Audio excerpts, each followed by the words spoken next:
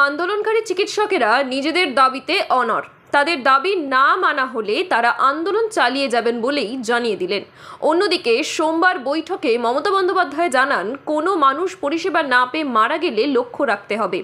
অনেকে এখানে কাজ না করে প্রাইভেটে চিকিৎসা করছে, এতে কর্পোরেট বিজনেস বেড়েছে। আর কি বললেন মুখ্যমন্ত্রী, শুনবো। তুমি যে আমাকে রিপোর্ট দিয়েছো তার থেকে আমি জানতে পারছি অনেকে এখানে কাজ করছে না, কিন্তু প্রাইভেট হসপিটালে গিয়ে কাজ করছে। Is it not a fact? Yes madam, এটা ফ্যাক্ট আছে। আমরা ব্যবস্থাগুলো নিচ্ছি ম্যাডাম, আমরা অলরেডি নামগুলো আইডেন্টিফাই করেছি। এবং এতে কর্পোরেট বিজনেস বেড়েছে। স্বাস্থ্য পরিষেবাটা চালু করার জন্য যা যা করা দরকার, আমি এখনো চাই না কারো বিরুদ্ধে কোনো অ্যাকশন নিতে।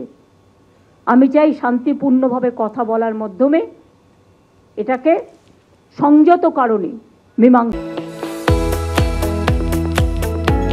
আপনারা দেখছেন ইউএন লাইভ, বাংলা খবরের শেষ কথা।